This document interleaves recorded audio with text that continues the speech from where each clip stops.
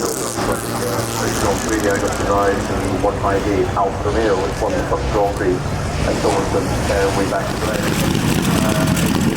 Big celebration of actually, because although there have been World Championship teams based outside of the UK. Champion next team maybe over here? Yeah, well, Nick and I do a little tour in December actually across the UK, so off the back of all of the excitement of drivers by some huge advances in technology, developing an astonishing vision, driving experience that is running this platform, developing 18,000. Absolutely spot on with that lovely mix of modern and old. But to me, not as an expert in two-wheel stuff, if you took the livery off that, it wouldn't be skeletal motorcycle, but the engineering in it is incredible. Well, the thing that intrigues me is because we have one of the Olympic ones. This is a railway, it's actually down the oval. And he's got a mirror, a coat, a bottle opener, a bottle of gin. This is described as an AI-defined vehicle. We talk about AI in the Future Lab, so relevant to our modern day cars that we have. So much do we now rely on that technology, kind of offering, making sure they've got all the platforms available. With that bespoke front grille we saw earlier with the Vision experience, what they're these dynamic displays, and that is absolutely the key. It's not just seeing the cars, looking all around them, it's seeing the move, it's hearing them. So the Defender, this is the out there, and this, the Range Rover Sport SV striking on the road, and we are seeing across crossover something that looks a great deal of fun to be had, the Aceman.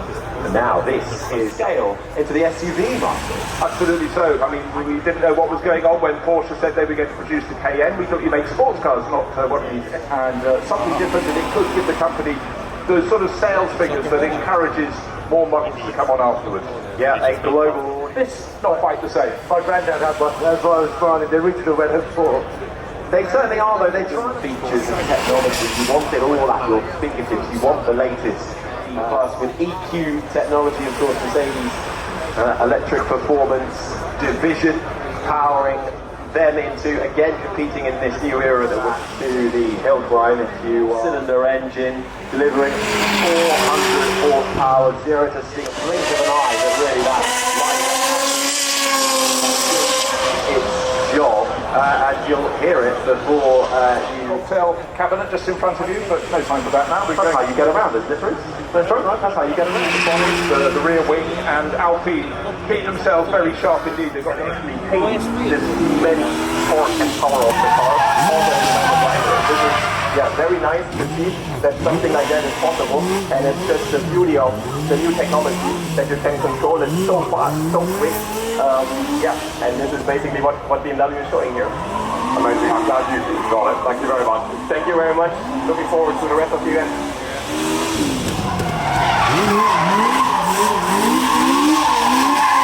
There are many weird, wonderful things in this car. But as soon as you arrived at the I thought I must have a look. This is extraordinary. What is it?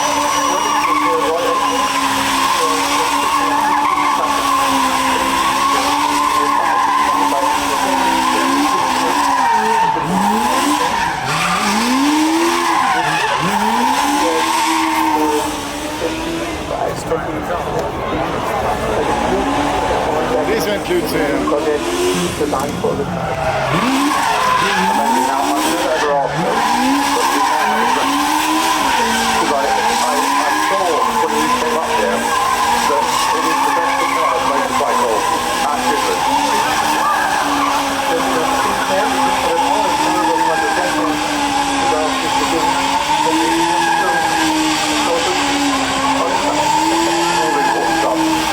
Thank you so much.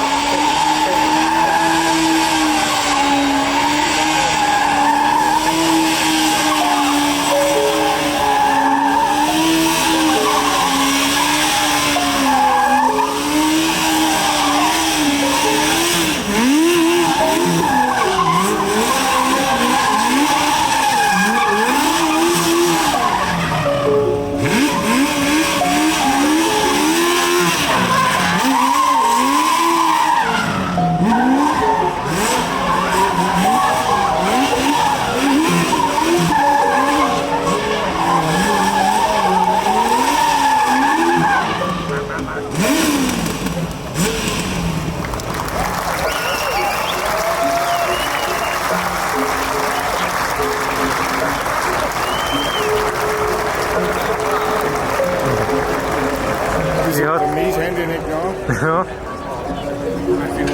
Musst du auch anstehen.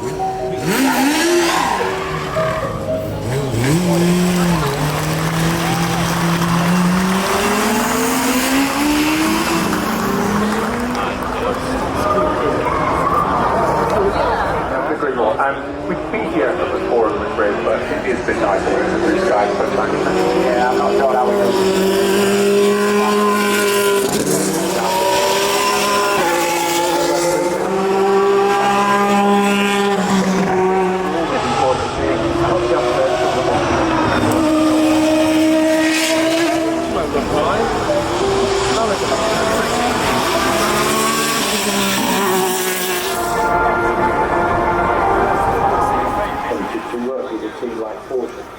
All the things we did, it was just wonderful to be part of the team manager.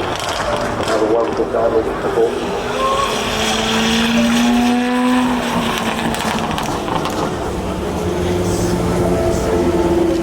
I think it's probably like 1959.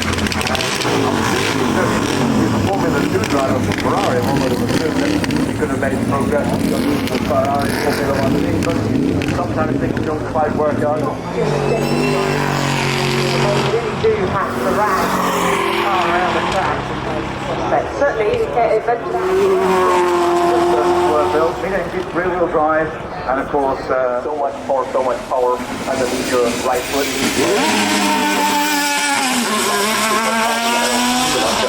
Very much.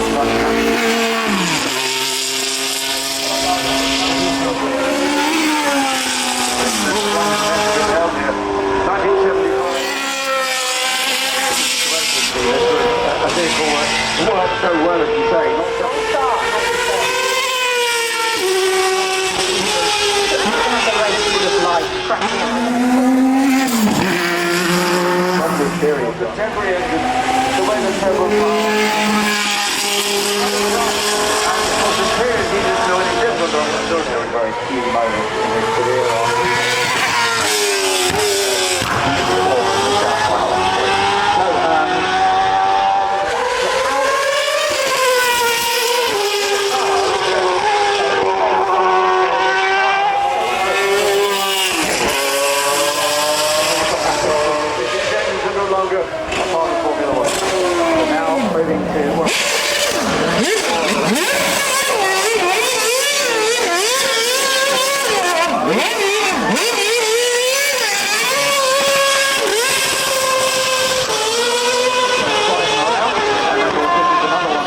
Was the start. Yes, and it is the 1.5 litre with a turbocharger, I mean an enormous turbocharger. And a race winner, he took a remarkable John Lennon with a great time Williams. It was a time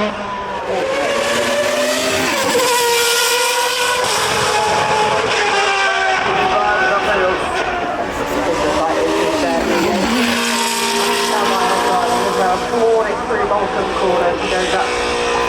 One of these very, very early. It's hard to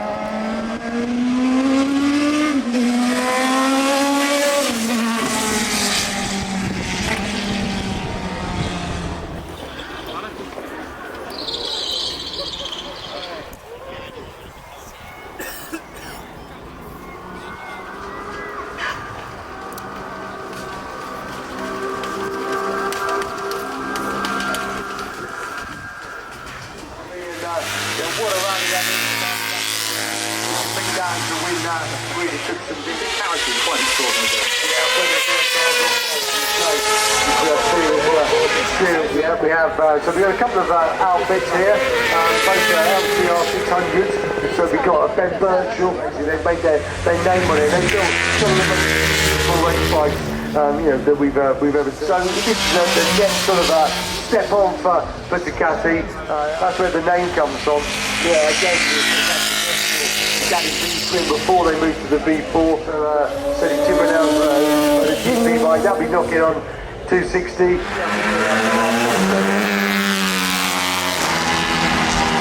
Full electronic packages and 500s. But back in the day, these bikes, they were heavily modified for bikes. And what a successful outfit that, but obviously they could be 1.7s as well if you spend it on how you did it. But the black JBS norms, no, absolutely classic. But then he had an epic battle with Guy Martin in the senior, and he for some of them beautiful. Everyone was blown away with the 916, 994. Four-time world 996. It was an updated 916, the iconic bike. And when these came out, I'll never forget going into the NEC show and seeing it rotate. Colin Edwards, and this is the VTR 1000. Colin Edwards, I mean, they joined him at their own game there with a 1000cc V-twin. Now we're looking back to the Droner. So this is a bike I knew very well, Gordon Russell, owned by Sally and Gordon Russell. And great to see what the weather's doing. Honestly, it protects you from so much. You can get most of your stuff in it. And after kind of things like the long way down, and it just people budget with the odds right now. Exactly so. But I know it's good to know your creative juices are already flowing. You're already starting to work it out. But ladies and gentlemen, this is one of the most extraordinary things you'll see. And do you know who I'm talking about? The Kaiser. And he was up there and taking photos. That car. The celebration of creative minds here. Again, Lotus. My head was sticking out of the sunroof. Fortunately, it wasn't converted.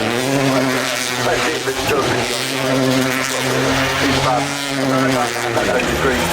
Right down the line. Every single time, more and more to make less and less. Let's go faster, be more dynamic, and look at the way.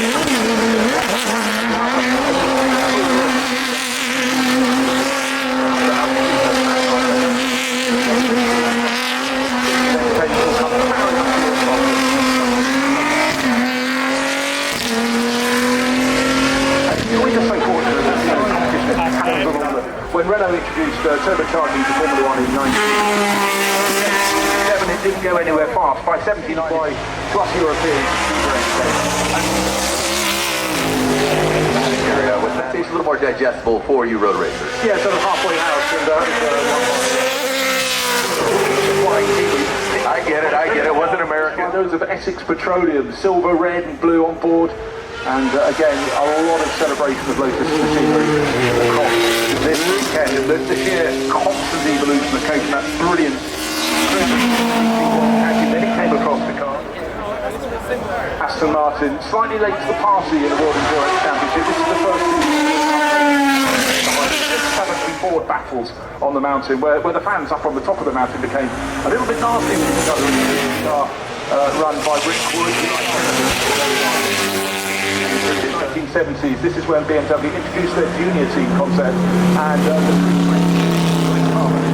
turbocharging will work even better. So hard, the Ford Capri against the Cologne Capri against the CSL. BMW, the budget's got too high. In the top Mad Mike, it says, hey, drifting is, like I said, not just a side dish. Mad Mike Odette, he brought this vehicle, he wipes it off. This thing took us to a Formula show.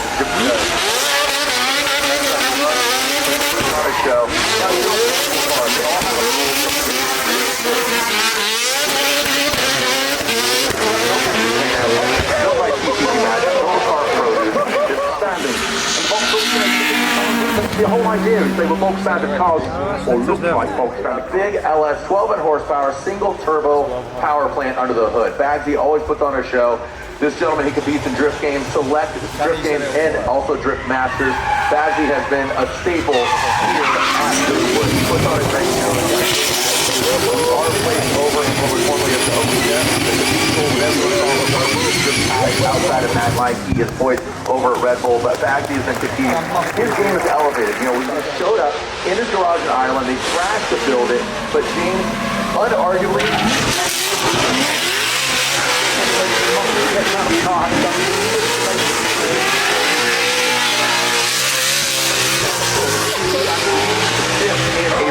so it's the Toyota Stout, it's even more stout. This thing has seen the fat ice race.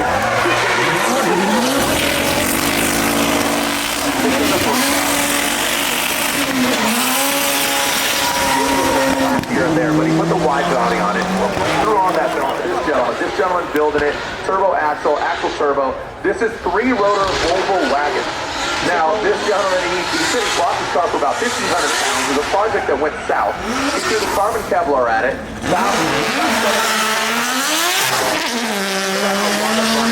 Excited about it, so check him out. Again, turbo car is called the Ultra Maniac. First ever purpose-built wide body.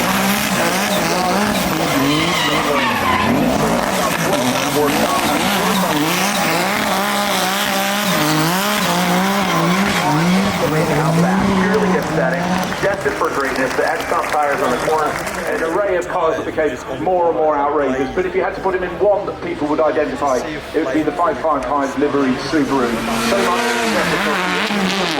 much driving the Impreza W1 sideways, going he was one of the people that was in victory. This was a driver really on a roll, but you look at the ultimately got the Impreza, it all got ramped up, and it does, and it's just a reminder of the vehicles, how they came on, the championship was coming on. Here at the arena multiple years ago, I rode an R32 that was EV, and now here we are seeing manufacturers embrace it. You're seeing electronic drift brakes in Ford Mustangs. That comes courtesy of Von Gittin Jr. There's a lot of technology that you can't discredit. You got to acknowledge a hat tip. You know, obviously there is no replacement, but again, the Ford Focus had a lot, sold a lot of Ford Focuses, but not successfully any single had to race to drive, but of course he had a very... Derek hated it. He was a racer, but they had to learn how to make it work, and by golly they did. But the cars we have in the Le Mans 24 Hours now are absolutely rock solid. You can sprint them for 24 hours. Back when Derek was racing these in the late 1980s and the mid 1980s.